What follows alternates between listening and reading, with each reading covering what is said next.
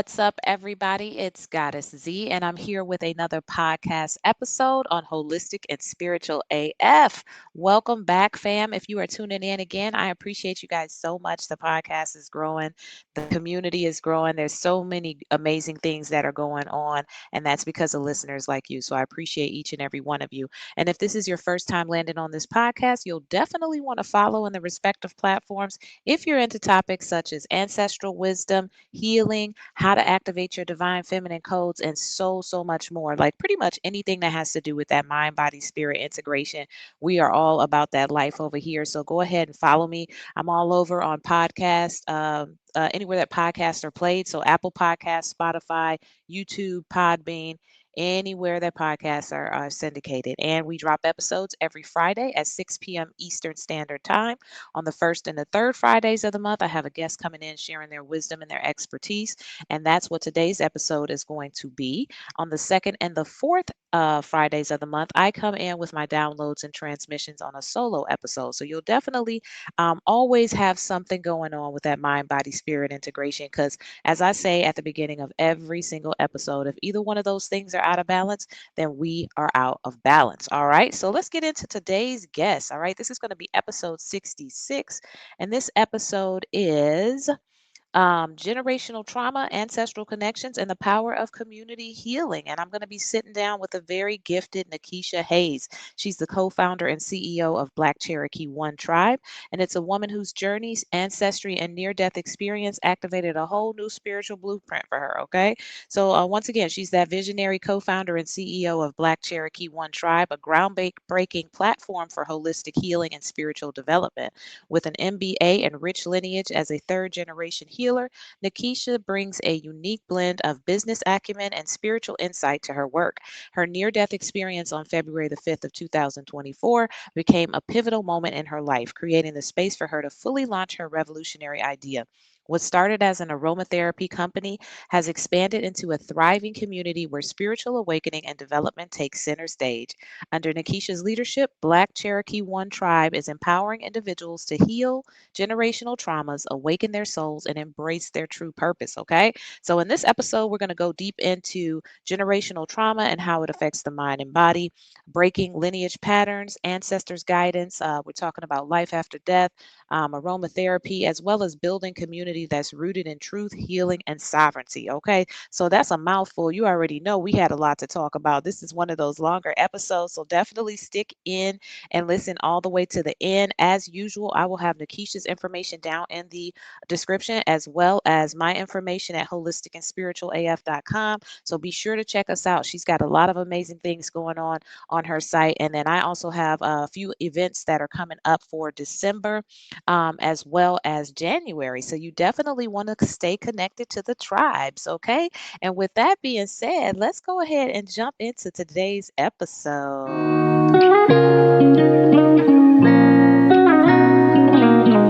All right. Thank you so much, NaKeesha. I definitely appreciate you accepting the invite to be on the Holistic and Spiritual AF podcast. Like I was saying earlier, I've been following you on TikTok for a little while now, and you're just doing some amazing things. You know, you're talking about some of the challenging conversations that you don't hear on social media a lot, like, breaking generational trauma, how that actually affects us mentally, physically. You're talking about the ancestors and just a lot of amazing things that I think is the time for this type of conversation is now, with people waking up and searching and seeking for ways to start to heal some of this stuff. So, tell me a little bit about you. Tell me how the journey got started for you. How you answered the call to do this. The call. The call. Well, thank you so much for having me. It is an honor and a privilege. Sometimes, as healers, we just do what we do, however we do it, and we don't. We know things will come back to us, but we don't know in what way. So, this is a beautiful and wonderful surprise. So, thank you for having me on your show. The call. Well, the first thing is, I'm a third generational seer. So my family and our family dynamic, my grandmother and my mother, we've always been able to see things, and so for me, it's in my blood. But throughout the years, when you're in your teens and you're wandering this life and you're trying to discover who you are and the me, I'm trying to discover me. You have to go through a lot of the journeys in order for that that generational power can cultivate itself. So it took a long time for me to get to this point. It started out.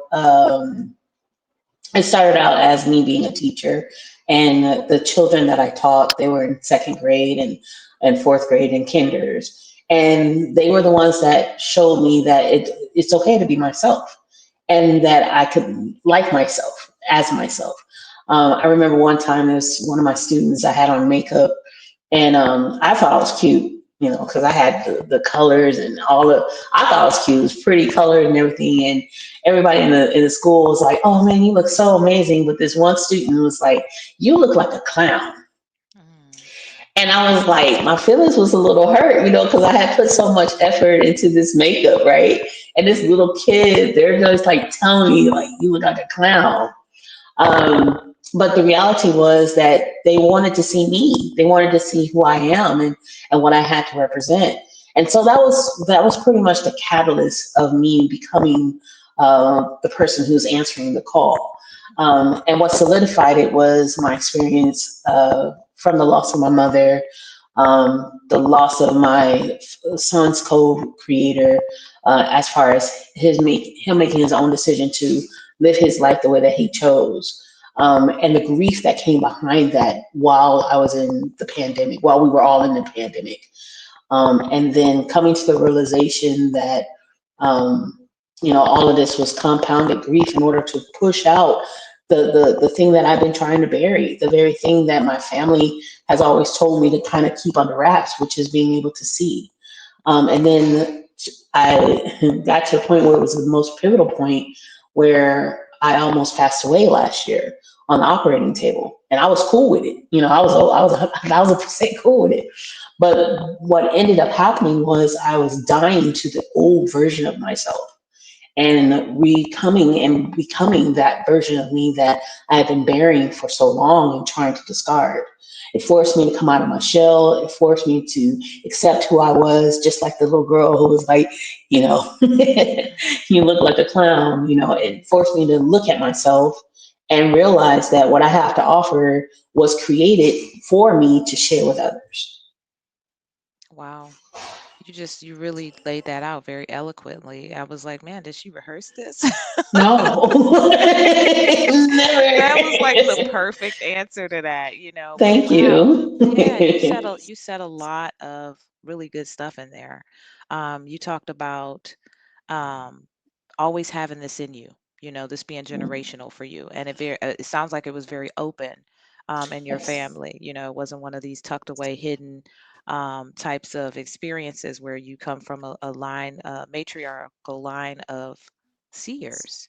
Mhm. And you talked about what so many of us go through, which is trying to stuff that down and just go be normal when Whatever we're that looks anything like. but when we're anything but that. And Mhm. then you talked about, getting to it, hiding yourself, and other people being able to see that, even young children, which children can see a lot more. And then you talked about the old self dying when you were on the table. Like you said a lot, like right in the first 5 minutes. I was like, man, we could, we could really unpack I that, dive No, that's good. I loved it deep. because I was like, "Oh, yeah, this is good. I don't have to go on script." So I love when people can really reach deep like that. So there's a couple things I want to know about. Like number one, when you were stuffing that part of yourself down, like what did that look like for you? Um, like like how did you try to stuff it down? Like were things coming up, experiences coming up, and you were just like, "No, I'm not ready for that," or like what was kind of blocking that? So I've always been in some form, some way, shape, or form, I've always been the outcast of my family. And it wasn't the outcast because I was always causing trouble. I was the outcast because I was always trying to do what was considered to be right.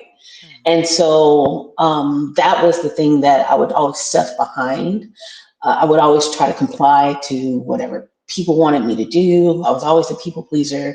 My overall goal was always to make other people happy, in order for them to just accept me because I already come out different, right? Even the Mm-hmm. way that I speak, sometimes a lot of people may assume when I was growing up, I was always told that I was the inside out of an Oreo cookie, right? And so that was always my issue. Like I couldn't stand being, I couldn't stand being looked upon as different, even though naturally we all are different, but accepting that and being ridiculed from that all the time. So I would always try to find ways to kind of put myself in this bubble, always trying to fit myself in some type of square peg, around, was it the round, a square peg in a round hole, a square peg in a round hole. Yeah. So I was always that person. And with time, um, it became comfortable. It became real comfortable to the point where I started to grow into this version of myself that I wasn't happy about. But then I also started finding myself with illnesses that I didn't expect, overstress, a lot of mental challenges that were servicing itself in my life because I kept trying to fit into some type of box or conformity just so I can hide myself from what I could Yeah. That sounds like what a lot of us go through, I think. do. Hmm. But you really broke it down. And I think at the beginning of this, you talked about as healers. So I always talk about healer's journey. We usually have to go through a lot in the beginning to get to a certain point where we can empathize with people, where we have to kind of, you know, navigate through our own pain to get to through the other side. And I loved what you talked about the fact that you were trying to do things right, because everybody's got a different version of how they're doing that, whereas Hmm.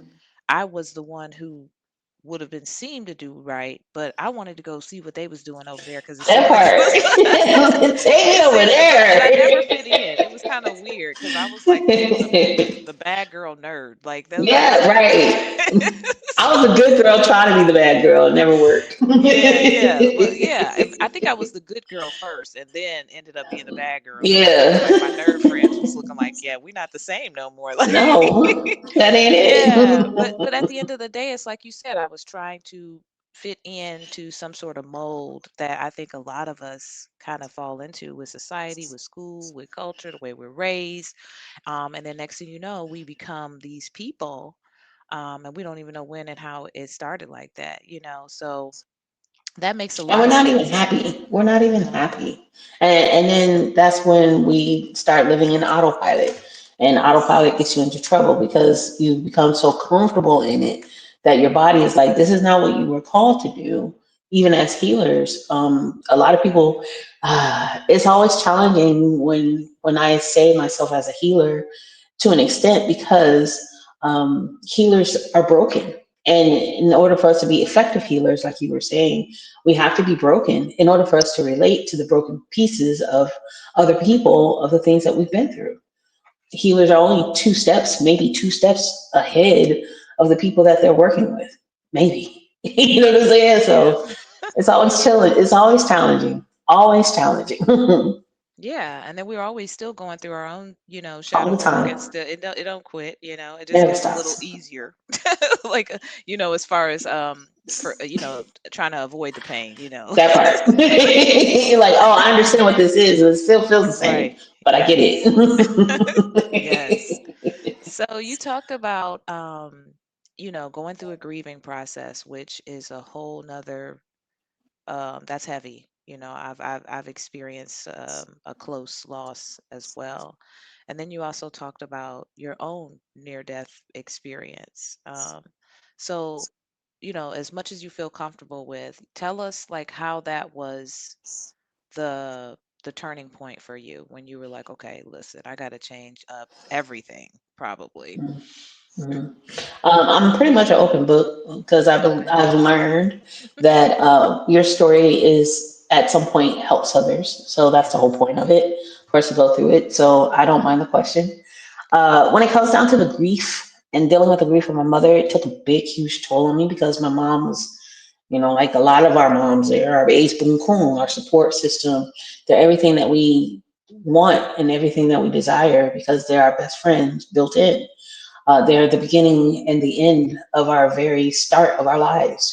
They know us when no one else knows us. They know the tears before the tears welled up and cried, before we get to this point. And to come to the realization that, my mom was no longer there, and knowing that I can't just pick up the phone and call her and share with her and do the things that I normally would do with her, where my mental capacity was gone. I was done. I was out the door. I was like, nah, we good. I won't be here no more. Right. To and a lot of people who have lost their mothers, they all pretty much said the same thing. It will take you out if it happens. But the blessing in that was that I had my son 7 months prior to her passing. So having my son after 7 months before my mother passed was a good transfer of love exchange that I didn't know that I needed. I had my son pretty late. I was 40 years old when I had him. I didn't think that I could have children, so he came for me right on time.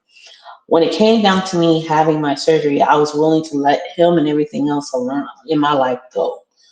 And when the operation, they stopped the operation and woke me up and said, "Hey, you almost died." I had to sit with the reality that my mom wasn't sitting next to me. I had to sit with the reality that no one else was in that room to have my back. My cousin wasn't able to make it. Things just happened. The people that usually are there to support me, they weren't. And I thought that I would be strong enough to be there to handle what would happen after surgery. And the reality was that I wasn't. The reality was in that moment when I looked across and I saw that that chair was empty and my mom was not there, I had to come to a realization that I had lost one of the greatest loves of my life. That person was no longer there. And it felt like an empty box. And in that moment when I felt that empty box, I had to stop and say to myself, I have to open up my heart to the possibility that something in my life can be fulfilled in spite of my mom not being here. Knowing that the love that my mom gave me was exactly what I needed and it never dies. Knowing that the love that she gave me was for me to continue on and not to be there with her. Even though my deepest desire at that moment might have been, I need to be with my mom. But that's what I came to the realization of. And after that, everything started to kind of click after that moment where I started to understand, okay, I'm here for a purpose. This is my purpose. It wasn't just to be my mom's daughter, but it was to be so much more. And so that was my pivotal experience. That's beautiful. And it's very powerful too. It's like you had this, I guess will be considered as a traumatic experience that kind of really jolted you into the next phase of your journey. And I know that you are also very connected to your ancestors, and your mom is simply an ancestor returned, you know. So, I truly believe that some of my most pivotal moments in life have been like that, where it was something that seemed very hard, very painful, and then it catapulted me into the next phase. And I feel like that's our ancestors a lot of times Absolutely. pushing us on, continuing Mhm. to guide us and push us in ways that we would understand. So I think that's beautiful. Like, so at that time, did you kind of like did it start clicking that my mom's an ancestor? She's still here. She's helping me. It actually was before the surgery. I thought I was actually hallucinating because I was always taught, and this was like from religious dogma or the religious output of what we have been conditioned to accept, knowing that, speaking to the dead was a no-no. Speaking to the dead, the dead are demons, from what we've been taught, a lot of us. And even in my family, even though we've been gifted and we have the gift of seeing, our family, that version of our gifts was considered to be a no-no. And for me, I remember when I was walking in the park in Las Vegas, because that's where I stayed for quite some time, and I would walk at this park and I could see visions of my mother because I wanted to be so close to her. I would literally see visions of her in my face, and I would question whether or not it was her until I started feeling her hands on my cheek, the way that she would hold my face when she was trying to teach me something or share something with me. And at the time, I had a therapist who thought I was hallucinating. And she was like, "You keep yearning on your mother."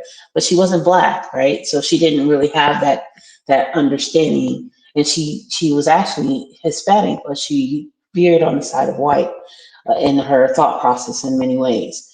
And so, she would ridicule me from time to time because I would always share with her, like, I really think my mom is with me because of these things that would happen. So I had to figure out how to get rid of her. Right. Exactly. She had to That was the solution. go. She had to go. I'm like, you gotta go because you're hurting what I'm trying to where I know I need to be. And then after that, and then I had the surgery. Before I had the surgery, the before I had surgery, I felt my mom's hand on my face. So I knew that she was with me the entire time. It's just getting past the fear of knowing that she's there with you the entire time. Mhm. Yeah, and and when you did have that near-death experience, there's a strong possibility that you went somewhere. Oh, I And did. yeah, exactly. Yeah, so well then we got to talk about that next. But I know that, like that's me in meditation. Sometimes I'm gone Mhm. and I'm like, Mhm. I know I was gone. This was a 30-minute meditation. Like this happened the other day. 30-minute meditation and it was deep. It was one of mine actually. And I remember going in the meditation, doing the breathing, and then I came back right as I was saying, now begin to come back into your body. Like it was Right. and I was gone and I was like, well, I guess, they was tuning up and doing some stuff with some frequencies and whatnot, and I came back with all this creative energy and ideas. And Yeah. so chances are, and I want to get into your actual experience with that. That's what happened. They were preparing you, and so when you woke up, you had all these downloads and transmissions and whatnot. So yeah. So when I was on the operating table, it was very quick, but I knew for a brief second. So a week before my mother passed, I felt myself falling in the sky and then being lifted up a week before my mom passed. And I told my mom, I was like, "Mom, I think I'm about to die." And she was like, "No, you're not going anywhere." And I was like, "I really think I'm about to die because this is really weird. I never experienced this before in my life. It felt good, but I'd never experienced it." And a week later, she passed. And I experienced that same feeling, but way different. I saw myself going down, and then I saw myself being lifted up in the clouds, and I could see the clouds. But I felt there was no pain, there was no burden, because at the time I was going through so much. I didn't have any of those burdens and those pains, and I was ready to let it go. I was like, I'm cool with letting all of this go. I'm 1,000% good with this. Like, let's go. I'm out, and that was my my first clear vision of my near death experience. I've almost passed away 3 times, so this is the third one that I actually remember. Wow. Okay. Yeah, yeah. So that, yeah, like this is I mean, and I appreciate the conversation. I appreciate the honesty. I appreciate you talking about the pain being so great that like you were okay letting go of the pain, because that is also something that's not discussed a lot. And I've been there before. Like I don't think people realize the healer's journey. Like ain't no joke. When they think Sean, that we over here on the light side and we so peaceful and namaste. oh, child, we be Namaste. going through it. We some warriors over That here. We done part. earned this piece. We here for a That's reason. right. So yeah, because that's real. It's real. Mhm. But I love the fact that your ancestors, because I already know, like your ancestors were like feel the pain. Grief is heavy. Grief is hard, I my mother is still here and I'm grateful for that, but I did lose a husband, and that was one Okay. of the hardest things I ever, like, nobody can Yeah. prep you for that, like, and the many different variations of what you're going through. So it was intense, and then trying to pick up and do regular life. Yeah, And you can't. You yeah, and then can't. in your situation, you're about to have this brand new baby.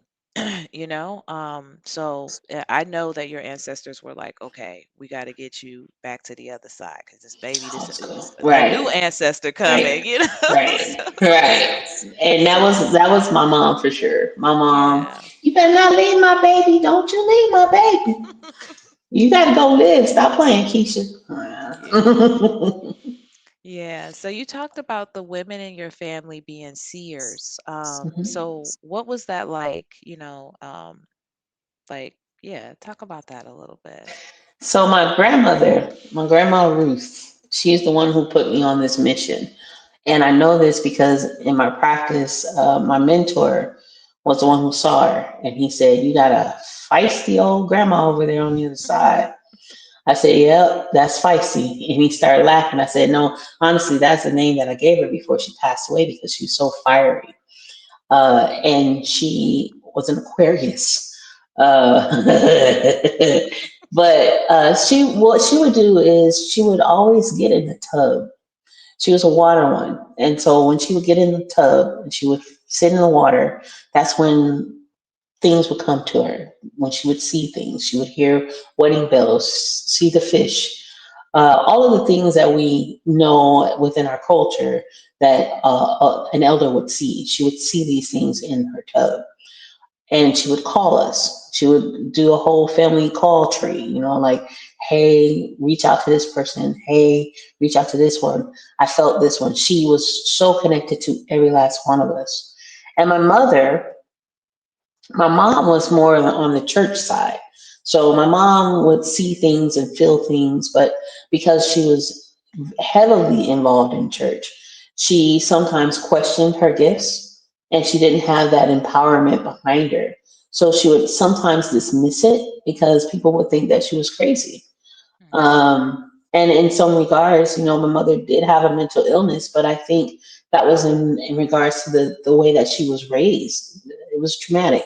Right. We have the family secrets, but most Black people, especially in these big families, we all have family secrets Yes, we that do. people put underneath the rug, and we don't want to address it. But we'll dive into that soon. Yep. And I'm here for it. Yeah, we'll dive into that soon. But because of that, my mom had gifts, and my aunt is like the second oldest in our family. She would call me in the middle of the. My aunt would call me. I remember I was living in Dallas, Texas. I move a lot, so it's just Me too. don't mind me.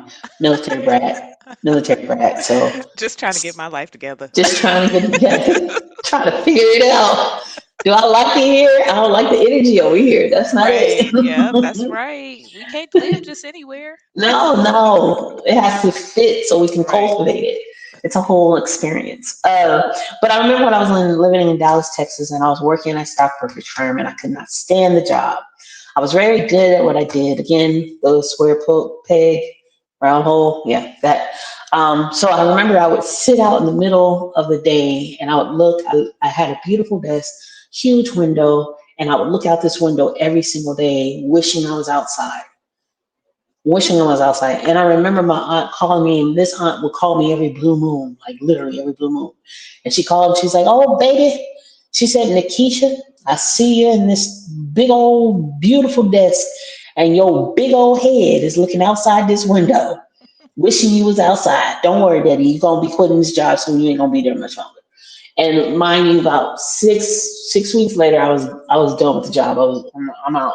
So it runs very, very, very deep in my family, Yeah. and we've always been encouraged to cultivate it. We've always been encouraged to uh, lean into it because it's the very thing that can protect us. Hmm. That's right. Yeah, It pays to be able to see. Trust me. Like once and we start moving towards these gifts and whatnot, we don't we are obedient. After that, my We- ancestors tell me to do something now, or exactly, I do it because I've learned, and it is a lot better to be preventative, that part. and to ward off things, people don't realize it that, being on this side, the very thing that a lot of people fear, um, Yeah, this is protection. This is yeah, protection. There's stuff out there. It's a big bad world out there for real. And I would prefer to be on this side where I know protection and can see what's coming. And I got an ancestor over here talking about, "No, watch out for that." that part. Don't leave right now. Hold up. Let me go move this hat over here. You go look for your Exactly. keys. You can't fight keys Exactly. for a reason. That's Don't right. get mad. Don't Yeah, get mad. exactly. Yep. Every time that happens too, and I'm like sitting there looking everywhere for my keys. But I know today. I remember in the beginning where I would just be irritated, but who knows how much I was saved from. Right. So I love that. So you as a seer, as you started cultivating your gifts, how does that show up? Is it the same as your mother and your grandmother? No. For me, I feel, as I was saying with my practice, for me, what ended up happening was in my practice, I was able to refine my gift. I am a certified Theta healer practitioner. Okay. And so I am one of maybe less than 10 Black people who do what I do in the way that I do it. And through the practice of being a certified Theta practitioner, it teaches us to hone in on our gifts and to trust our intuition. Mm, And we can't get to that point unless we release ourselves from the subconscious beliefs that has been given to us as pre-programs in our subconscious mind. And what ends up happening, the difference between my grandmother and my mom and myself, is the generational trauma that my family had to endure that they couldn't let go of because they didn't know right. how. They didn't know how. And so many of us have these amazing gifts. And this is us as a whole, as a human race. But primarily in the Black community, we have these amazing gifts, but they're convoluted with so many traumas, compound trauma and compound grief, that it becomes very cloudy in the back of our brain. And we can't trust ourselves. We can't trust the people around us. We can't trust our intuition. And so it puts us in this bad situation where our gifts are being not used for our greatness, but they're used as a tool against us, be it being against ourselves as self-sabotage, or being against ourselves within our own community as like constant discord and destruction. So it's an intertwined and intertangled web that we all collectively are in some way, shape, or form. That I am like pulling teeth. I'm in Atlanta now, trying to like clean up all of this generational trauma so we can start the true healing within our families and our communities and within ourselves. Absolutely. And it's intergenerational, as well. Mhm. Like you said, it's all interconnected. And I think that's where I know that the whole connection to ancestry comes in because our Absolutely. ancestors are in our DNA. We are our Locked and loaded. ancestors, and we don't that's a big part of what I do is we don't skip steps. Like some people, we're not leaving our ancestors hanging after after they Not at survive so all. that we could get to the point where we could actually start to heal some things. And that's uncomfortable. And you talked about the programming too. That's very powerful because, and you're in Atlanta. I lived in Atlanta for 2 years. Yeah, So I just moved here. I lived in Atlanta. So like Yeah, not I'm not on the in outskirts. I Indiana. I'm in I it. saw it. So I know, I know what you're talking about. And so with the theta healing, that's powerful that you're doing that, and because of what they went through and survived through, you were at a place where you were able to have this accessible to you to be able to start to use for yourself and Yes, others. Yeah. yes. So when did you So decide to get into theta healing? I didn't decide. It decided for me. So Okay. No, I get it. I did not decide. It was right before the pandemic, and I went for a hydrocolonic in Las Vegas. This is when I was staying in Las Vegas.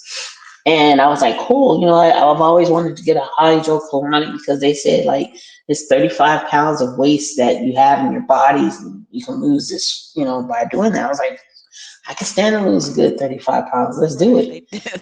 They he was like, sure, sign me up for the colonic. Sure. And then when I went in there, that's when my mentor Chris actually he did my muscle testing, and he started asking me questions and started telling me about my grandmother and who he saw on the other side. And I'm like, wait. And so he was like, "Do you want to do anything like this? I think your grandmother really wants you to do this." And he was the one who told me, like, let's be honest. I'm gonna be real with you. You're going to lose your mom in 5 years, but I don't want you to feel like, it's a loss. And I'm like, wait a minute, what are you talking about, dude? I rebuke you. You know what I'm saying? Like, Right. I was, Yeah. you can't tell me this, Right. dude. Messed up my whole day. Yeah. And he was right, but his caution was that even though we might think that we're losing that person, the reality is that person is time for them to go, but Mhm. they're still not going to be gone from you. And when I talk about the ancestors, and you were saying that they were in our DNA, I can honestly tell you that it takes roughly about 62 people to make up who you are as an individual person, which is about 5 to 6 generations of people. A lot of people assume that it's seven, but that's a possibility too. But with the collaboration of that 5 to 6 generations of people, it equals out to be 62 different memories, different feelings, all wrapped up inside of your DNA that you have to like weed yourself through. Like the deja vu that you're having, the deja vus you may have, and the different skills that you may have that come natural to you. These are, or the fact that we're healers, you know what I'm saying? These are the things that are the creations of who we are. And it took about 150 years for us to be who we are. We can't dismiss those 62 people. And it's Right. almost impossible when we look at our lives, even when it comes down to, and I'm going to say it because that's just what I want to do, when it comes down to racism, when people cross over on the other side, race doesn't matter. When people cross over onto the other side, they see the afflictions that they caused on other people. And because they're going back to source, reality is they're engulfed back into love. And because they're engulfed back into love, they have no other choice but to view you as love. No matter what color, race, or whatever you are, they have to view you as love because you are their lineage. You are their bloodline Mhm. manifested here on the earth. Yeah, that's powerful. And I bet you're glad you had somebody like Chris instead of the therapist you had before. Man. And he was half white and Mexican too. I was like, But it don't matter. yo, He rooted. he was He's still rooted. connected. The other He one was let go. connected. That therapist, man. Yeah. Mm. And that's the danger of that. A lot of times, I've got to sit there and do the disclaimer of I'm not a therapist, but never All discount a day. person's personal experience. And some therapists that may hold the credentials are dangerous. And It's that's all there is dangerous. to it. Just because you hold that license or whatnot, if you are not if you don't understand something, you know what I'm saying, don't speak on it.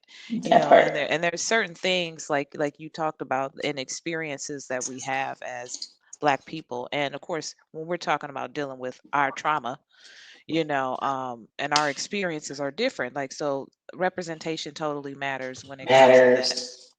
Yeah. So I think that's amazing. You broke that down. 62 people, y'all. I think it was 64 that I thought. I was close. Yeah. 62, so two more people. Maybe it was a baby mama in there or something. So Yeah, you just break it down by the I'm not a baby generations. daddy, You know what I'm saying?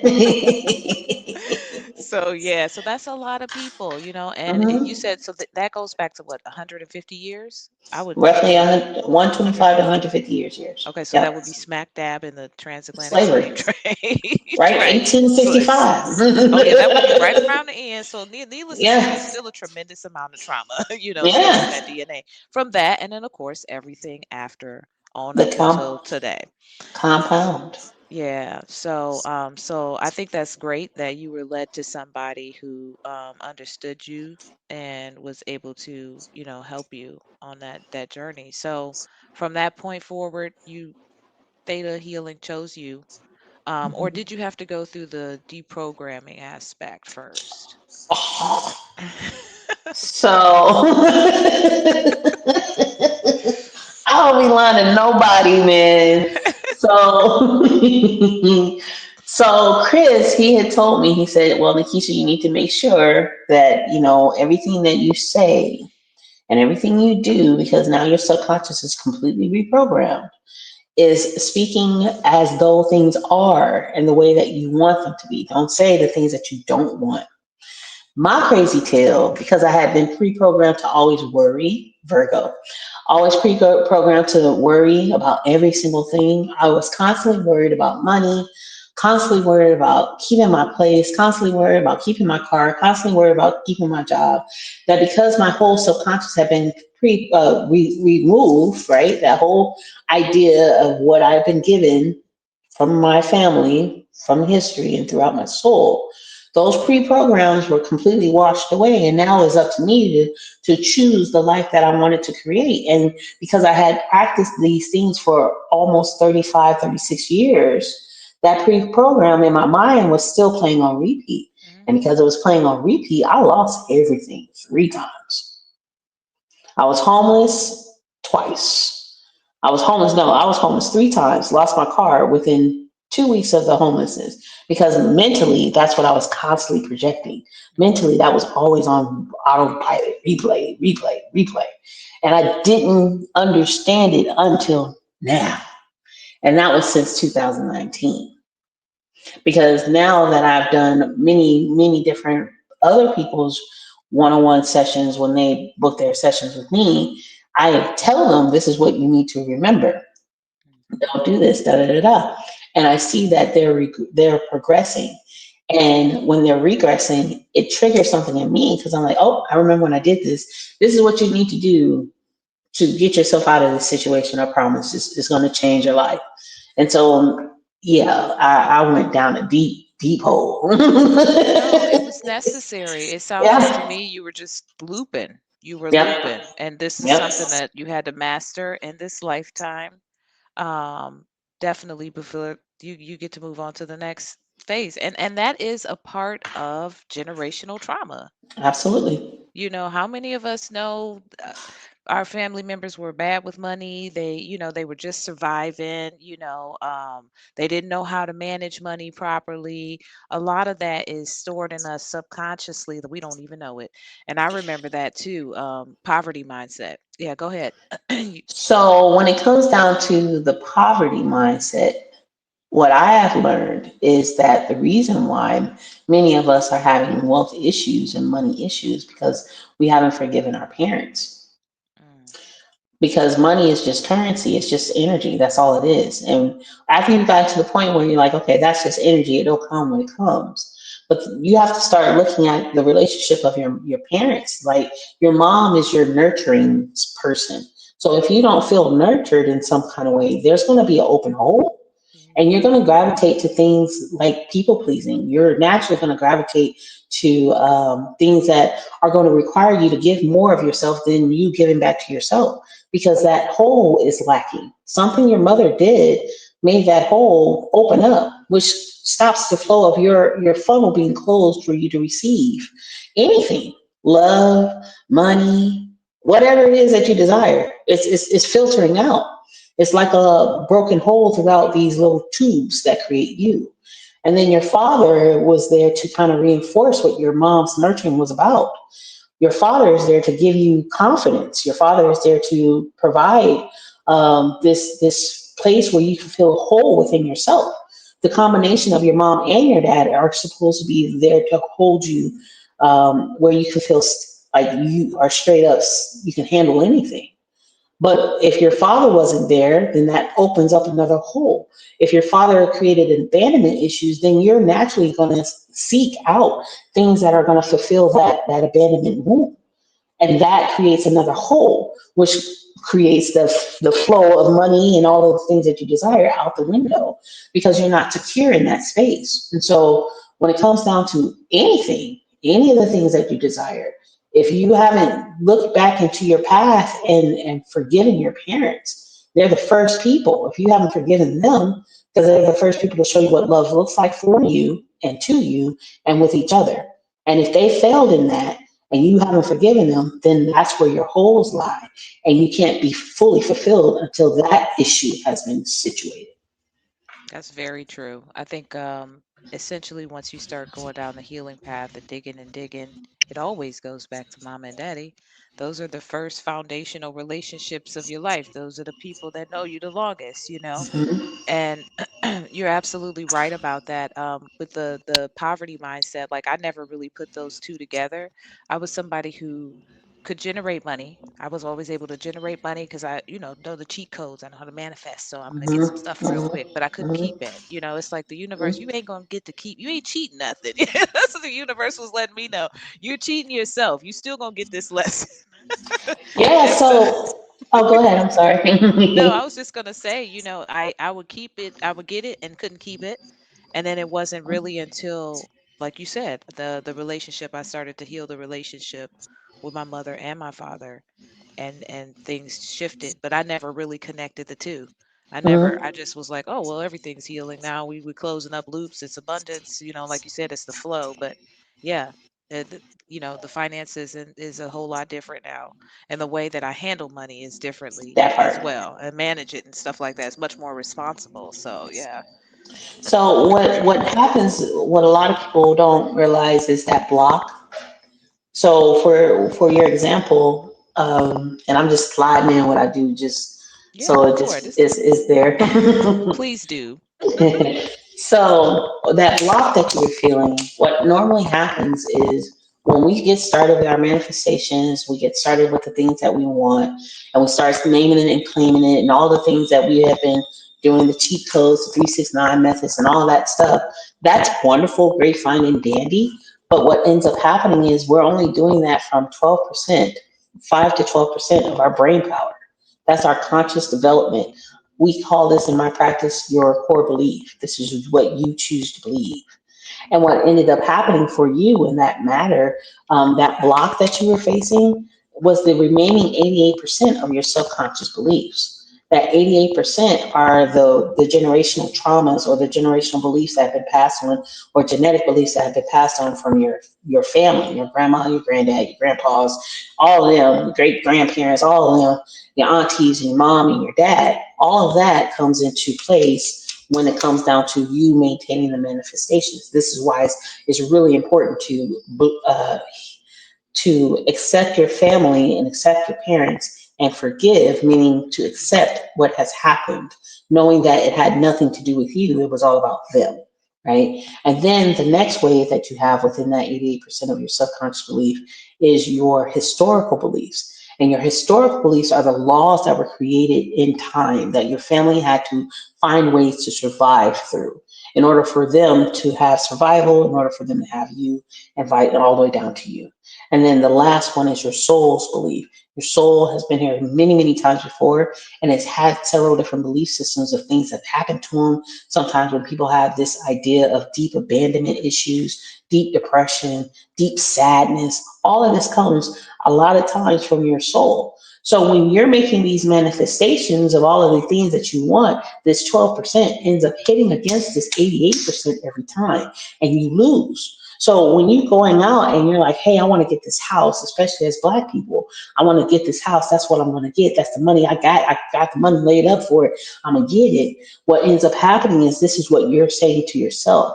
But when things start falling through is when those seeds of doubt, the seeds of doubt are really technically doubt. They're the generational traumas and the memories locked in your DNA that are speaking. Your blood is kind of like speaking to you. So when you have to deal with the redlining, when you're dealing with gentrification, when you're dealing with all of these things, these are the echoes of your ancestors that are locked inside of your DNA. And what ends up happening is it starts to create that doubt where you start to second guess yourself. You start to second guess the situation only because that's still locked in your DNA. Those are the chains that are holding you that were created prior to you being here that is on autopilot. So if you don't take the time to look at those things and try to find ways to get out of that and find ways of what's been holding you back, then you're always going to hit that brick wall every single time. And so once again, as at least once on my episodes, we always say, You got to do the work. You got to work. It Can't ain't no avoid cheat codes. Like if you want the it. full experience, yeah, I know somebody waiting on that episode where we give Can't you the, the work. foolproof way. But everybody that I know that's actually doing the work will, let you know. There's work that has to be done. It's a There's lot of work. things that have to be gone through. But yeah, you made a lot of sense when you talked about the 88%, because when you started naming like the mother, the grandmother, the grandfather, I was like, all them play numbers. Every last one of them. Five, Every five, last one of five, girl. That's my number. them. Right. Seven, eight, All of them seven, play eight. numbers. And and forgive me for saying it, but it's true. All of them was broke. All of So them. and they were happy to get that hit, that quick fix, and that was their programming.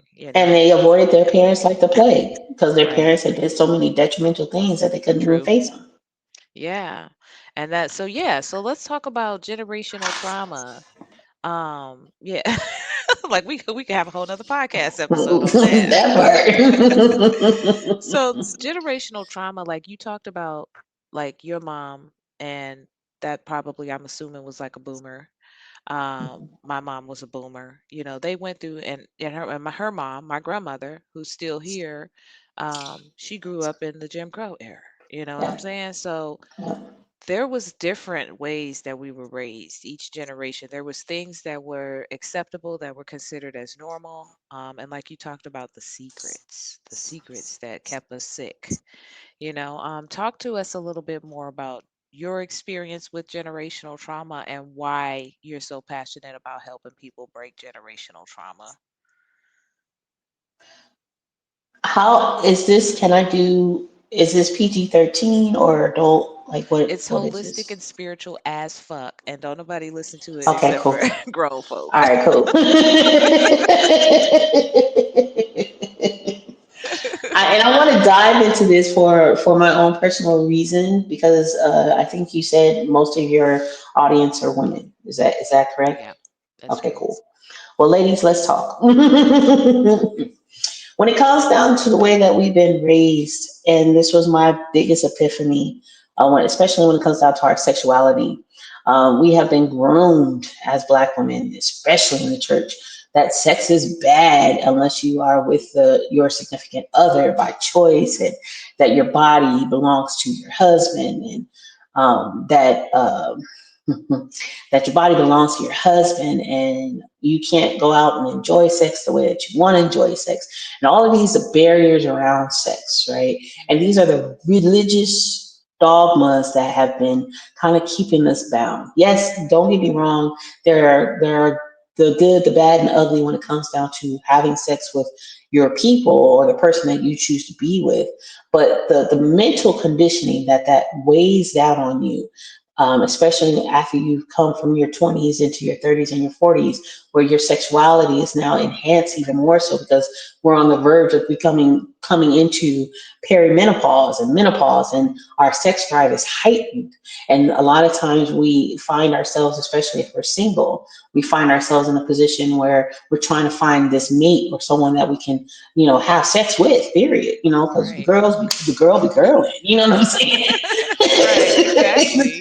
That girl be girly. Mhm. And what I have come to the realization is that these belief systems not only hold you back from being fulfilled freely, because it is part of our nature as humans to be passionate and filled with passion and to be a part of passion and allow passion to live through us.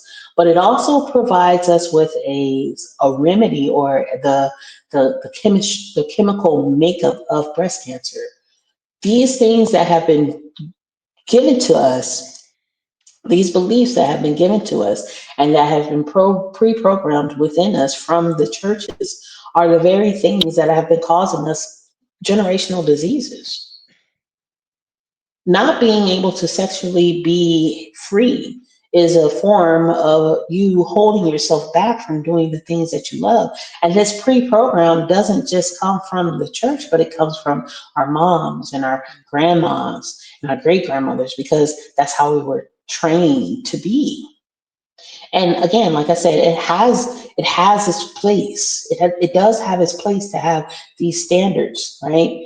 But to to willingly omit yourself from being involved with someone, willingly to be without sex for 13 and 15 and 20 years, Mm. and be proud of that. Ladies, come on. Like go and release yourself from this kind of hold, because what happens is it's a buildup that happens to you that magnetizes itself or reveals itself in your breast cancer awareness. This is part of your breast cancer beliefs. And if you find yourself in this position, especially with a lot of women who have been divorced and they feel like they're still married to their ex-husbands, this also is another generational belief that is associated to breast cancer.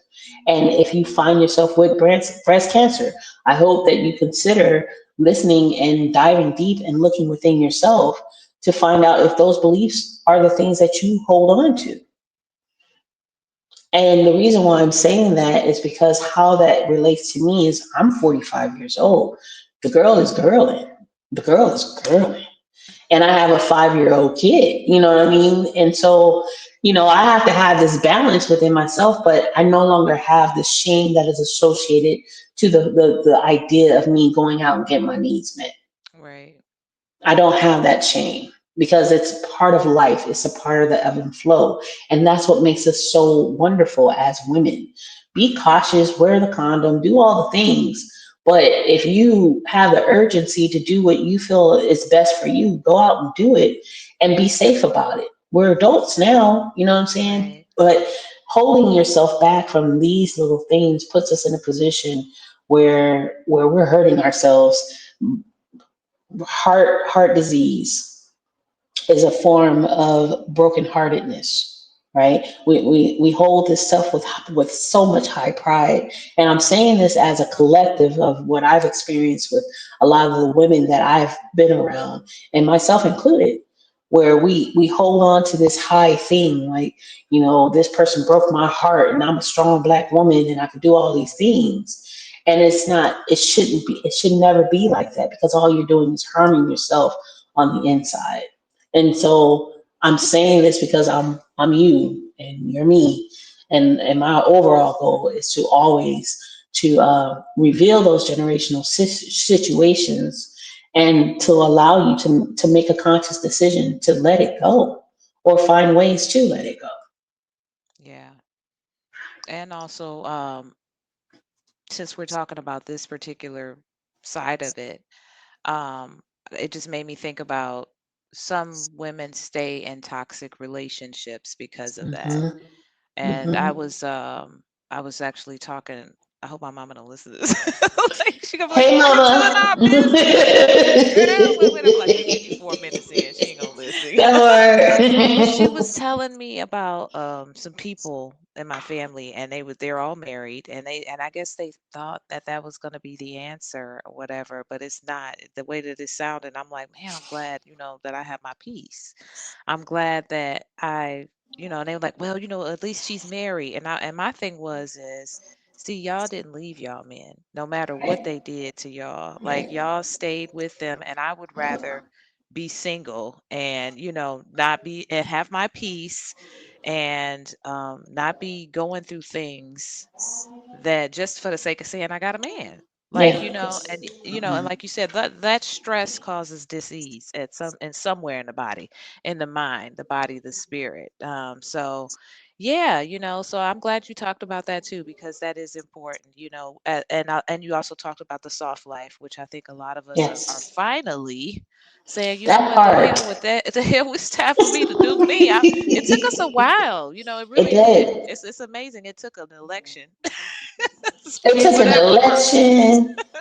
The reality of stupidity that is in our country, and we are all highly educated in some way, shape, or form. We go out and we make it happen, and with the knowledge that we have, we now can see it for what it is. This don't make no damn sense. Right. Why? And I think we tired, like literally, We's we tired. done wore ourselves out trying to do too much. And We's we was like, tired. no. And so I'm loving that trend that's going around is for us to be soft, to start to relax our nervous system, start to do for ourselves. And in doing that, we start to figure out what it is that we want and we need, Yeah, instead of what everybody else needs. So yes, that is definitely a form of trauma that has run deep, and it goes back to that survival programming. So absolutely. yeah. So Absolutely. two things I want to talk about before I let you go is the No one worries. was the life after death. Yeah. I'm like, let me make sure I've got the right thing here. Or is it, yeah, life after death? Oh, the ancestors and life after death. I'm sorry. Oh, no, You you're was like, good. what happened? Right. I was like, wait. What a Minute, loss. man. You're good. I'll pick up. So the ancestors and life after death.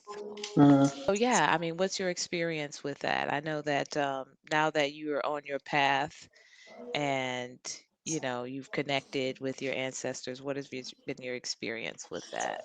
So my experience is when people have their one-on-one session with me, I can literally see their ancestors and sometimes hear. It depends on what they want to share. And what I have learned is that through them, their overall objective, especially in the Black community, is that we start talking to them. Mm, Our families need our families. Our family needs our past life families in order for us to get connected again, once again, and to have community. It's imperative, especially for the time that we're in right now.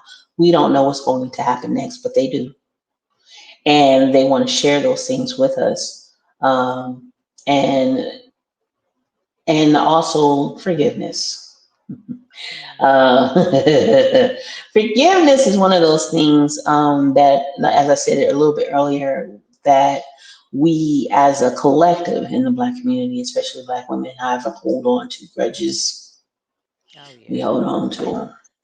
I did for a long Yeah, time. me too. We don't want to let them go. Like, why I gotta forgive this person? This don't make no sense. I was like, They they caused did me me harm. wrong, right? That part. They did me wrong. What are you talking about? But I want you to, I want the audience to I want you as the audience to consider forgiveness as acceptance versus the forgiveness that we've been taught in church.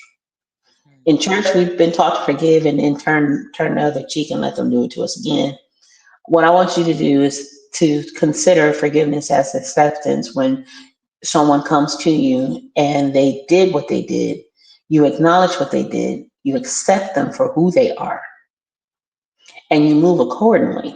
You create the stints and the boundaries that will allow you to move forward with or without them in that way of life. You don't always have to go back to the person and say, I forgive you. Bump that. You can let them be where they are and be in a position where you accept them and then move on.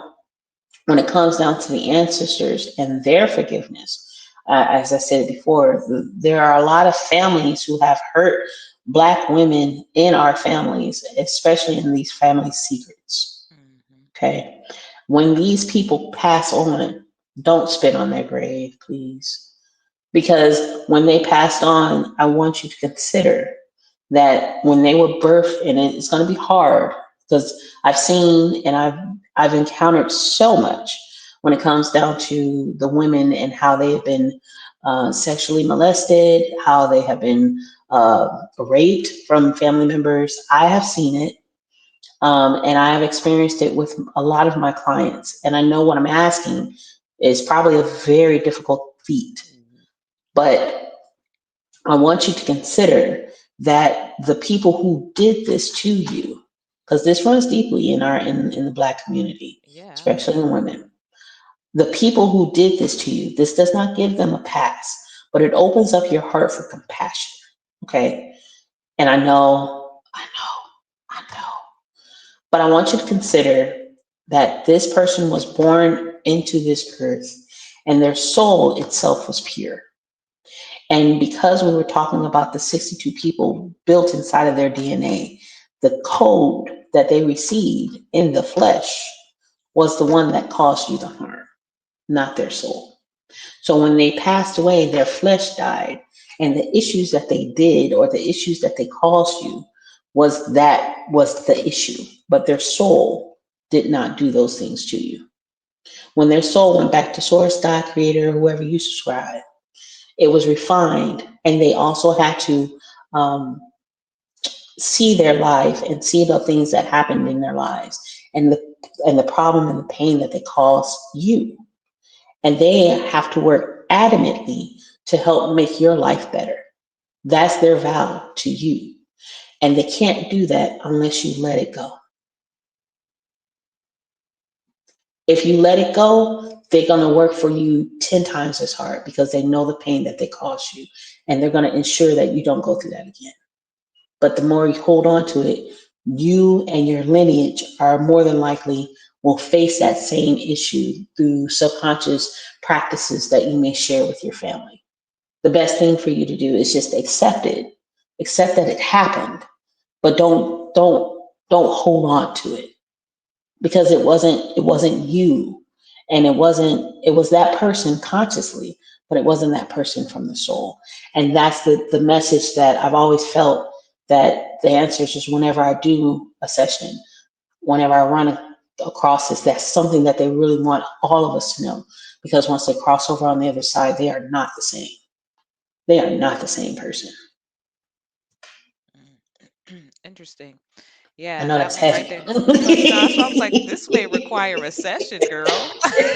I'm like, ain't nobody unpacking that in no hour and 2 minutes. Sorry. That is okay, but here's the thing. So that ties into my next question, which is what tell us about your business, the services you provide, how you help people. You talked a little bit about some of the things that you do. I want people to know where they can reach out to you if they want to go deeper into this, because this is deep work you're doing.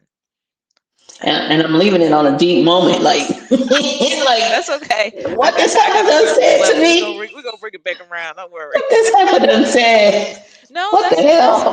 no, you said what you needed to say. Trust me. Each Mhm. episode, somebody comments and be like, "Oh, this is exactly what I needed to hear." I'm a firm believer that the people who listen are supposed to listen to the particular episode they listen to.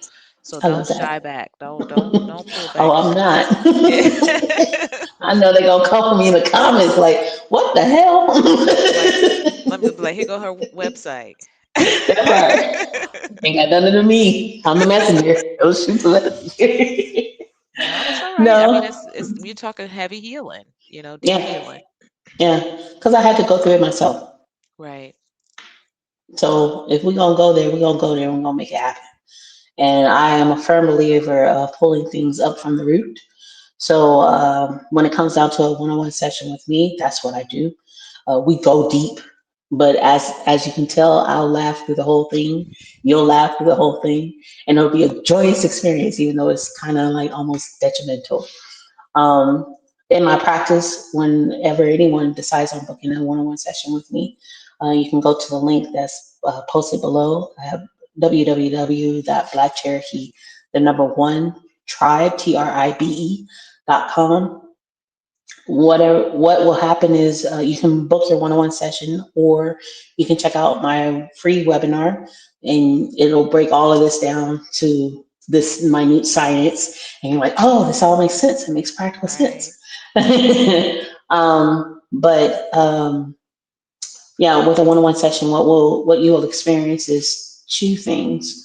With our basic package is just you and the beliefs, the basic beliefs, and your ancestors. So for the first 40 minutes is the ancestors, me and you, for 40 minutes, and I'll share with you your spirit team, who they are, and where they fall, and it's for you. It's not for me. You'll know who the family members are. I have no idea. So it's like you bringing me to your spiritual cookout. And we do that for 40 minutes. And then after that, we dive in deep into the subconscious beliefs that have been given to you, either from nonverbal communication or verbal communication, or just your family traditions. And these are your come to Jesus, I call them the come to Jesus meetings, because you have no other choice but to look at it in your face and say, oh, yeah, I know where that came from. Let me let that go. And then the second package that I offer is the same package as far as the belief work as the ancestors and the basic belief work.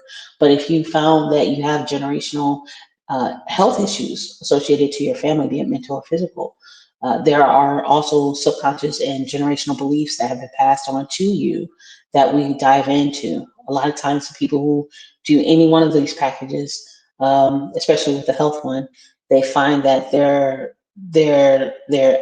either that issue they're no longer dealing with it, or after a one-on-one session with me, they are led to the right people that will help them with that issue that they're dealing with, so it's not as bad.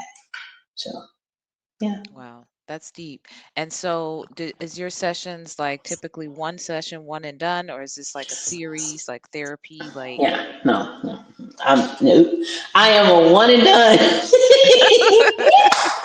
One time, baby. One time. wow. So these sessions are usually an hour, a little over an hour. And I follow up. It's a 90-day follow up because within 90 days you should start seeing some changes in your life. A lot of people are starting to see profound changes a year after their one-on-one session with me, but within 90 days, you should start seeing the difference. A lot of times, most people only need one session, but that forgiveness thing kind of gets everybody stuck. So Yeah. they may have to come back for another session because it's kind of hard. Like, yeah, I don't know if I let that go, they're gonna It's make it. layers. Yeah. Yeah, You just it's got comfortable layers. with it, you know? And now I'm asking you to let it go, and you're like, "What, girl? Please." You know what I'm saying? Like that's what you Right. say. So it's usually just one session. When you book your one-on-one session, it's usually one session. The first one, the basic package, is a little over an hour. The second one is about 2 hours. But along with those packages, we have a full community that you get connected to. So on the back end is like our empowerment tribe, which is all of the people who have had a one-on-one session with me, because your life is going to change. It's going to change, and it's going to change dramatically and quickly. So the people that are in the empowerment tribe are the ones who've actually gone through the one-on-one sessions, and they've shared the experience in our private community. Then, with the basic package, you'll be invited into our Healing in Black community, which is a group of 13 practitioners that I've put together, where we help you from birth doulas, end of life specialists, grief, your mind. Me and a psychologist are one and the same, where we help you with your mind. We've got 3 Reiki healers for your body, a nutritionist. Like we're the whole package, all in that one space, and you'll have full access to all of them at your fingertips, literally. That comes with your basic package. When you get the health one, it comes with our second tribe, our second community, which will be our third one, which is our soul tribe, and that is the one that's connected with past life regressionists, a dream interpreter, aka a spiritual consultant. In addition to that same end of life specialist, she does both sides because death goes on both sides of life. So yeah, Yeah. those are the things that people will get. No, that's very very unique, but very necessary and very needed. So, well, thank you so much. Like y'all heard what she said. Go and check her out at Black Cherokee, the number one tribe.com. She's all over TikTok, All Facebook, over. Instagram, YouTube. And it's the same handle, y'all. Black Yep. Cherokee, the number one You and can find me. tribe. And where did the name? I did want to ask that. Where did you get the name Black Cherokee from? Is that from So me and yourself? my co-founder were talking, and we found out that she and I were both black. We were both Cherokee, and I was Blackfoot. And so the thing is, she's white and Cherokee, and I'm black. Okay. So we figured that we would connect the two, and then the one tribe would be the thing that connects us together. She is no longer with the company, but we're still friends. But I now run the company, and so we just Black Kid Cherokee, and people assume because it has black in it, it's just because I am black, but it's a play on all of that. That I'm black, Blackfeet, and it Indigenous, pays yeah. homage. Yeah, yeah, right. It pays Right. homage to the indigenous parts of me. Awesome. That's what I got out of Yeah, it. As I was yeah. like, oh, okay, she must, be claiming the book because that really is how that worked. As the Cherokee Mhm, tribes is we were mhm, intermingled in, like, and so mhm. That's literally how it was. So, well, you know what? Thank you so much. Has been a deep Thank you. conversation. I love it, love it, love it. I know my audience is going to love it as well. As always, guys, I have all that information down in the description so you can follow NaKeesha Hayes. She's the CEO of Black Cherokee LLC. And that is it. Until the next episode, y'all. Thank Thank you for having you. me. Bye.